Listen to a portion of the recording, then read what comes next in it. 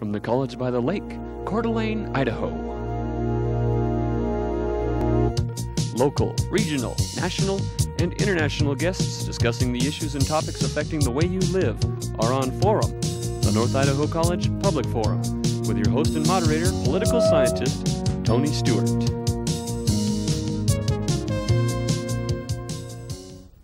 Welcome to the 21st year of the North Idaho College Public Forum. It's a pleasure to have been with you so many years, and we're excited about another year, and we're going to start with a topic we've never dealt with before. I would like to welcome to our program Janet Brady, who is from Florida and has moved recently to Idaho, and we welcome you to the state. Thank you. She was very involved with the International Starfleet when she lived there, and she belonged to one of what I'd call one of the local chapters, which was a ship, and now that she's come to Idaho, she is in the process of organizing a ship for this part of our state. And we're going to talk to her about this whole organization called International Starfleet and the ship that she plans on having. Again, Janet, welcome to the program. Thank you. Pleasure to be here. Very happy to have Steve Shink back for another year. As a regular panelist, Steve Shink is the Dean of College Relations and Development at North Idaho College, and I shall ask Steve to commence the questioning. Thank you, Tony. Janet, could you tell us a little bit about how you got involved in the Star Trek phenomenon? Just kind of happened. Started watching it actually in rerun long after it had been canceled, because when it came out, I was just a little kid, and caught on when I was a teenager. And I didn't actually start going to conventions though until just 3 years ago, and I didn't start collecting until just 3 years ago. And when I was at one of the conventions, that's where I found an application if you wanted to become a member of Starfleet. I didn't even know that existed, and so I just joined from there, and it's mushroomed ever since. So you didn't fall in love with the show the first time you saw it? No, I didn't. First time I saw it, like I said, I was a little girl, and I thought it was silly. I saw Captain Kirk in his chair shouting orders at people, and I thought he was nothing but a big bully, and thought it was the dumbest show, and turned around and walked out of the room. But then as a teenager, something clicked. Something clicked. I don't know. I'd come to like science fiction quite a bit, and then when I saw Star Trek in rerun, I wasn't a little kid anymore. It's like Gene Roddenberry said. He said, when you watch it as a child, you see the special effects and the monsters and the aliens and all that kind of stuff. He said, but then when you watch it again as an adult, you realize that that episode was talking about racism, and that one was talking about ecology, and that one was talking about drug addiction. He said he was able to slip in little controversial subjects and get it past the censors because they were so busy looking at the special effects and everything, and it was so make-believe that they didn't realize the messages that he was slipping in. The fans did, but the censors didn't. Well, tell us a little bit about the fan club that you belong to locally, and how widespread those organizations are throughout the country.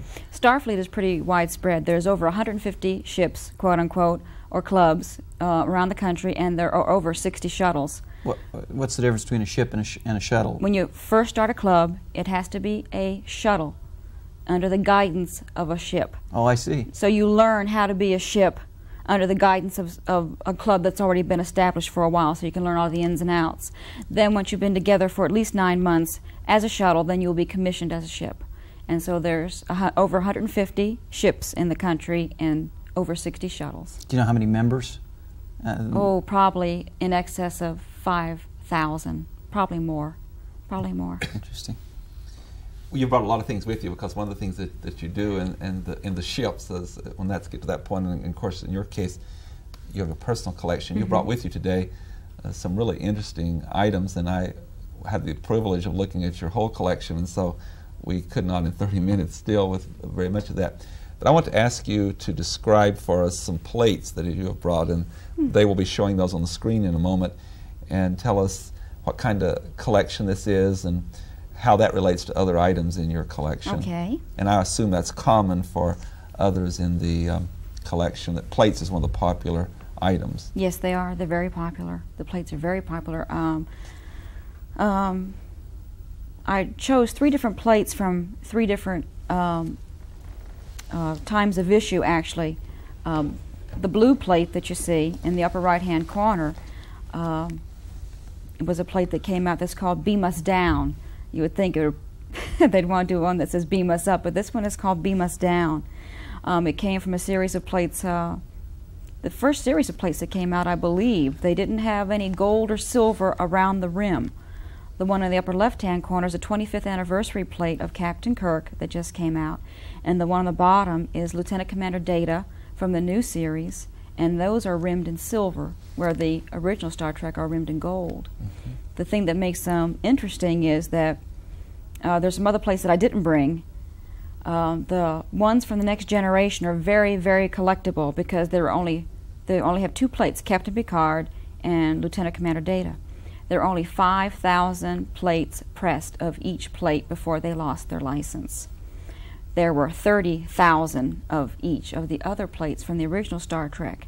So they're not as valuable, but the ones from the Next Generation are really climbing in value because there's so few out there. When you think there's only 5,000, we've got more members than that in our, in our organization. So they're highly collectible.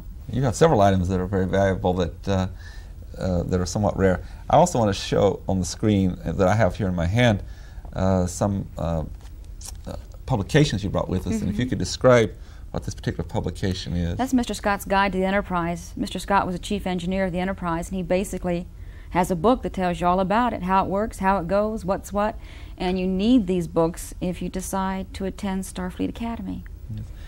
Yes. I'm just showing one of them, and there you had others here too, but that's part of the collection too. Mm-hmm. And I suppose you, in your ship, when you have one, that you share some of the information that are in those.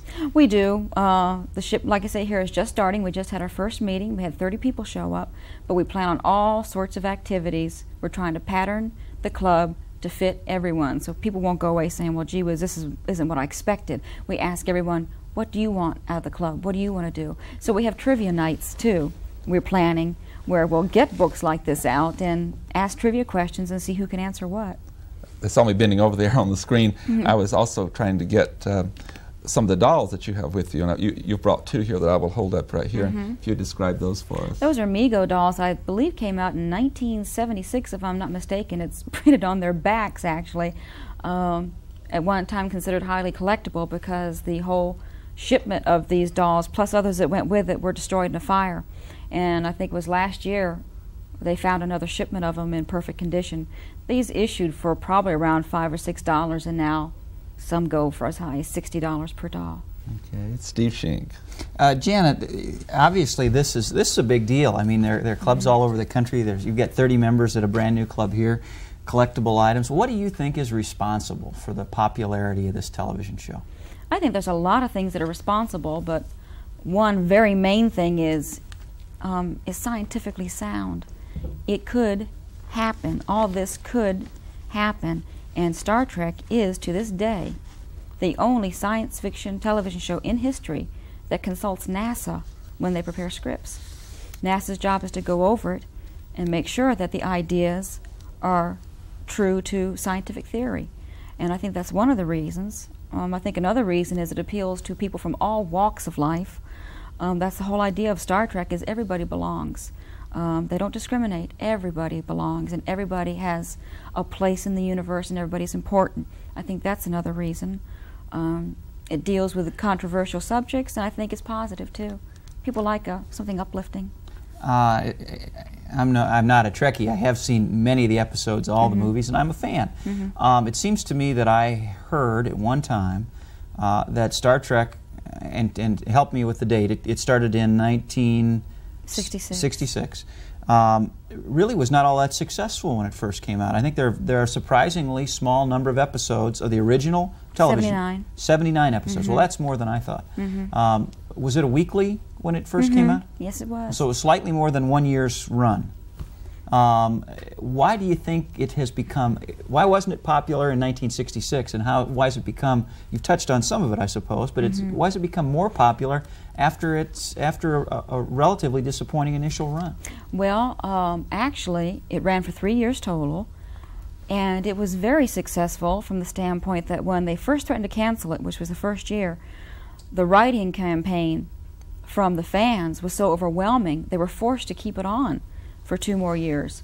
And then when they went to cancel it again, it happened again. The mail they got was just unbelievable, but it's really not the first time that a network has canceled one of their best shows. It happens all the time. I think we don't really care what the people like. We think it's a dumb show, so we're taking it off. And there were a lot of faithful followers, and when it canceled and went into rerun, it was a phenomenon. It just snowballed, and it gathered speed and people as it went, and today it's more popular than ever.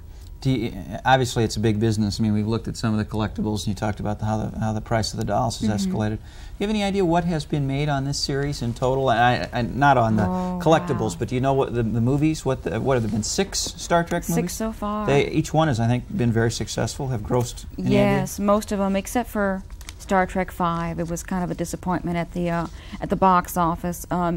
Many people like to attribute it to the fact that it came out the same time Batman did. In fact, William Shatner said himself if they could have beamed up Batman, they would have had a success. But they've made in billions, just billions, billions.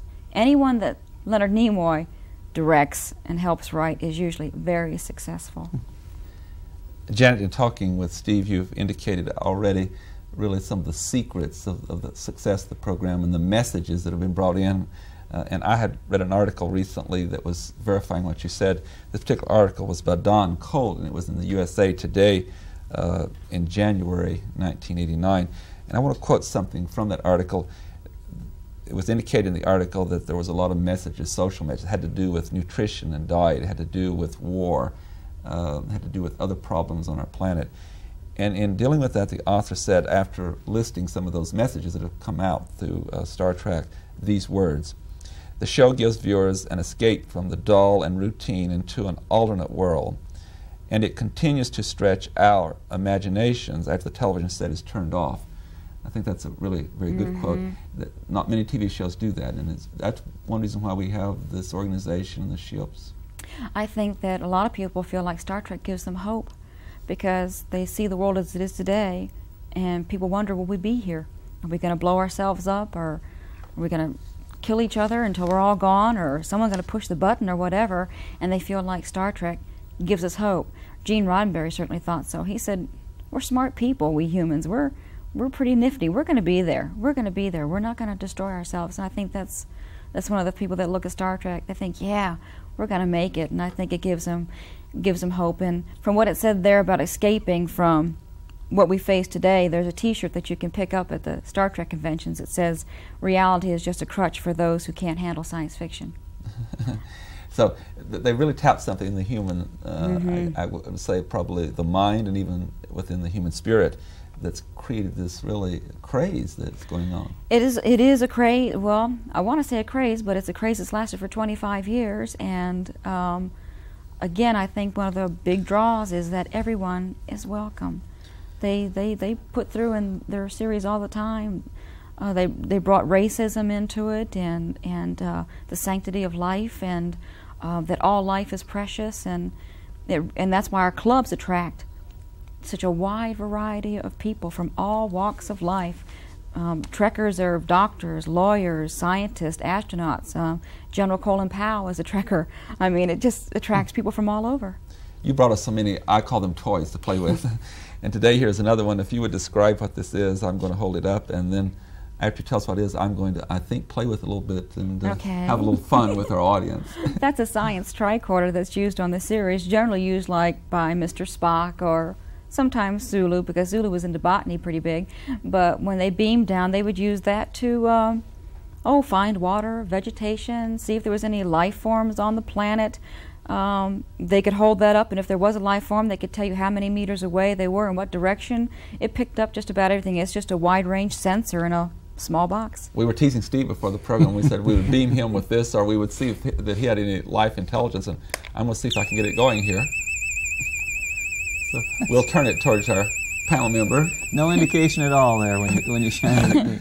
Anyway, these are kind of things that you have for your organization. Yeah, they're just collectibles like everything else, and it's fun to collect. I collect a lot of things other than Star Trek. It's just Star Trek just happens to be one of them that's fun.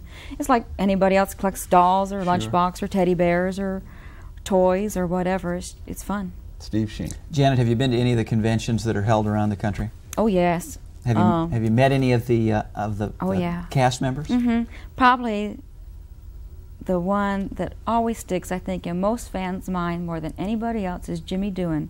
He played Scotty on the original series, and he is a hoot. He's a lot of fun when you go to a convention.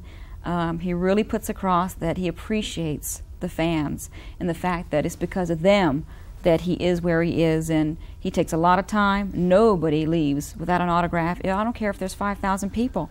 He'll sign every single one of them. And he's funny, tells great stories, and he's probably the best memory is Jimmy Doohan. Has the success of Star Trek had any negative effects on those people? And I think of Kirk and Spock and Scotty and McCoy and Uhura and Sulu and Chekhov, I think, are pretty much the main cast of characters. And with a couple of exceptions, and I don't spend a lot of time reading TV magazines, but I don't know that they have achieved any other success. Have they become so identified with those roles that you can't use them as anything else? It was a complaint, especially by Leonard Nimoy. He had quite a... It was hard to break out of that Vulcan mold. And a lot of them did have complaints that they didn't want to go through the rest of their life just being thought of as... But now as they've gotten older, you see them on stage talking, and now that they've gotten older, it's like they're proud of it, and they're tickled pink about it, and they've come to terms with it, and they've realized that it's kind of like that was their fate. That's what they were meant to do. I'd seen William Shatner in a number of movies, and in theater after Star Trek, and Leonard Nimoy as well. George Takei, who's played Zulu, I'd seen him in a couple of things. Uhura was played by Nichelle Nichols. She worked for NASA for a while, teaching children about space exploration. I don't remember Walter Koenig doing too much more than Star Trek. He played Chekhov. I don't remember him doing too much afterwards. It was pretty much Star Trek. I mean, once you're in that mold, it's hard to get out of. You mentioned something earlier that I hadn't really thought of, and I always think of Star Trek and the Trekkie phenomenon as being associated with the first show. And I mean, clearly the popularity of that show has led to the movies and then to the Star Trek Next Generation series. But I didn't realize that the Trekkies were interested in the new television series. Oh, yes. Next Gen really took off. I think, myself included, when I first watched the first show, it was like, show me. Show me. I dare you to make one as good as the first one. And you compare it. It was very easy to compare it to the first one. And I didn't like it. I didn't like it at first. I thought this is just the pits. But then as time went on, I was hooked. Absolutely so hooked. It parallels your reaction to the first series. Yeah, well, I think the difference is the first Star Trek was like cowboys and Indians in space. And if you watch any movies about cowboys and Indians, when we were first going from the east and settling the west, it's all a lot of shoot 'em up, hard riding, so forth and so on. It's exactly what the original Star Trek was. But Star Trek Next Gen is held almost 100 years later. Not quite 100, but almost 100. They're more sophisticated now. They've been out to space. They pretty much know what's out there. And it's like me flying to California now, or driving to California from the East Coast. The roads are down. I pretty much know what I'm going to expect. There might be some roadblocks here and there, but I pretty much know what I'm going to see. Same thing with Star Trek. And once you got past that and realized that this is just a slick update, and we're more sophisticated now, we've grown 100 years, then I really got to like it. And the special effects. Of course, they have so much more money to work with and everything than the original show did. There's a couple other items you brought with you that we'd like to show, and then that will be all that we'll show. You've been very kind to bring so many items with you. One of the things you brought was a poster. In fact, you brought several posters, and they are some that are fairly small and some are very, very large. And of all those you brought, we've selected one that we thought might best illustrate the poster. And so if you could describe that for us, and our viewers can enjoy another collector's item. Okay. The poster is of Captain Kirk and Spock and Dr. McCoy and Lieutenant Uhura. And you've had, where you find those at the different conventions, and you collect them? Oh, you can find just about anything at a convention. It's almost heartbreaking to go to a convention because there is so much, and you've only got so much money to spend. It's like being a kid in a candy shop with a nickel. But they have everything you can possibly imagine at the conventions. They even had a car at the last convention I went to that someone had made up, and they call it the Galaxy Class Enterprise, and they had airbrushed Enterprise and a Klingon war vessel on the hood, and actually put a neon light between the two so it looked like phasers were shooting at one another, and the license plate said NCC 1701 and it said Galaxy class on the side and had the Enterprise etched on the windows. It was magnificent, so you can find just about anything. You can just spend a whole fortune in this you field. You could really go broke. My favorite collector's item that you have in your whole collection is one of the spacecraft that you brought with you today, and we're going to ask them to put that up on the screen and then let you describe. I think you have a couple others, but this one just, when I looked at your collection, it just stood out. This one is the most impressive. I've just acquired this, in fact. It's offered by the Franklin Mint, and the bridge section on top lifts out so that you can see the bridge. Of course, it's not to scale because the bridge is much too large, and then the back of it pops open and a shuttlecraft comes out. And it's a collector's item. There's only so many made, and you get a certificate of authenticity with them, and they did a fine job on this one. Steve Sheen. What do you see ahead? It seems to me that wasn't the last Star Trek episode the final chapter? Was that the last movie, I mean? The last movie. Well, there's talk now that there may be another one. They're gonna try to do at least one more. They're saying there's a possibility there may be one more. Is there a limit? I mean, these guys are not that young anymore. Well, what's great is they made reference to that in the last movie. At one point, Kirk and Spock were talking. They said, "We're getting too old for this. We're just getting too old for this." And I thought that was great. I mean, it's wonderful that as they do the movies, they don't try to hide their age. They don't try to pretend like they're young anymore. They're all acting as if, we're getting too old for this anymore, But there's talk that there may be a number 7. If there's one beyond number 7, I'll be surprised, because they'll probably be canceling Star Trek The Next Generation, and then it'll be their turn, and they'll start making the movies. Why do you say they'll probably cancel Star Trek? Because they're saying there's probably only going to be 1 or 2 more seasons, and then it'll be over. Its run will be over. Is That's what they're saying. Is that a popularity question, or do they, or is it? No, are they starting to lose some of the key characters? I don't think so. I think it's a money. Might just be a money. There might be more money that can be made in the movies than on the television show, and the show is very expensive to produce, extremely expensive with all the special effects. So I think they're talking about just 1 or 2 more seasons, and then that'll be it. And then they'll start making the movies. As you look at that as a collector, as a club member, the possibility that there's maybe only 1 movie left, and perhaps another year or 2 in Star Trek Next Generation's future. Is the club's vitality going to be hurt by that, or is it? No. Is it like a collector's item? The rarer something is, the more valuable it becomes? I don't think it'll stop, because after they cancel Star Trek, they're coming out with another television show called Deep Space Nine, and it's going to be kind of like a continuation. It'll be a different cast and everything, but that's already on the board. And then, of course, there'll be the movies. No, I don't think so. I don't think it'll affect it at all.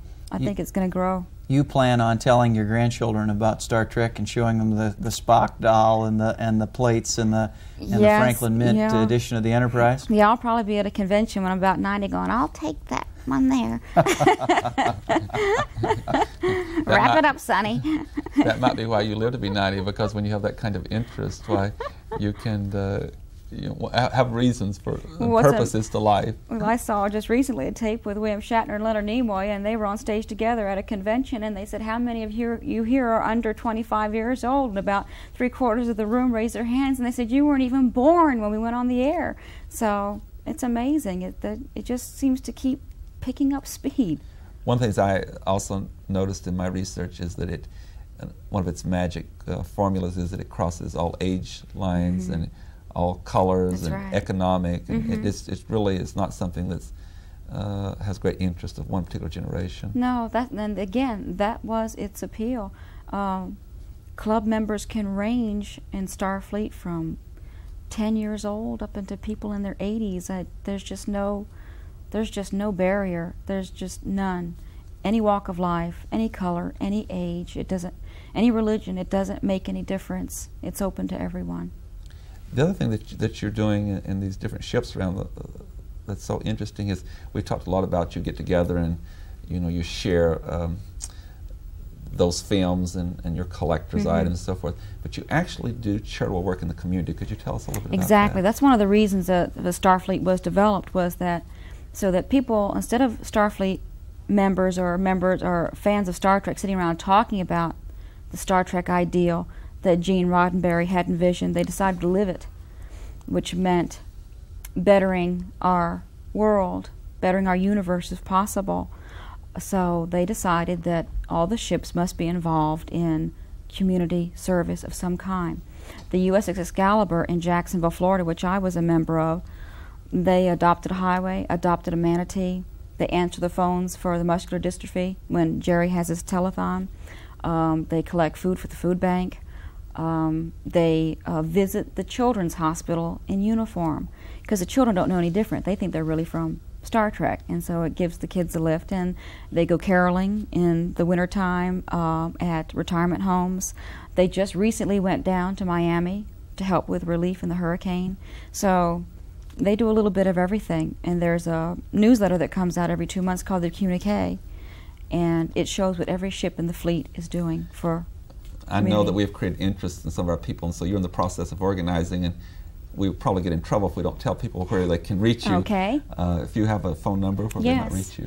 Now, first of all, for those who are out of state, it would be area code 208. 773-8645. Maybe we give that one more time. 773-8645. When do you think you'll be underway and having regular meetings and so forth? Well, we'll have them every month now for hopefully years to come. We just had our first one, and the next one will be the end of this month. Will probably be the same night that Star Trek has its season premiere. Okay. With that, we have to close our program. On behalf of Steve Shink and our panel, Janet, we thank you very much for being here. It's been an extremely interesting way to start the 21st year of our public forum. Great, thank you. Ladies and gentlemen, I know you've enjoyed this program and found it really interesting and great delight to you. And I would like to invite you to be with us again next week at this same time when we will discuss another important subject. Until then, please have a good week. I am Tony Stewart. The North Idaho College Public Forum was videotaped live from the studios of Telemedia Services on the campus of North Idaho College for viewing at this more appropriate time. We invite you to join us again next week for another all-new edition of the North Idaho College Public Forum on this public television station.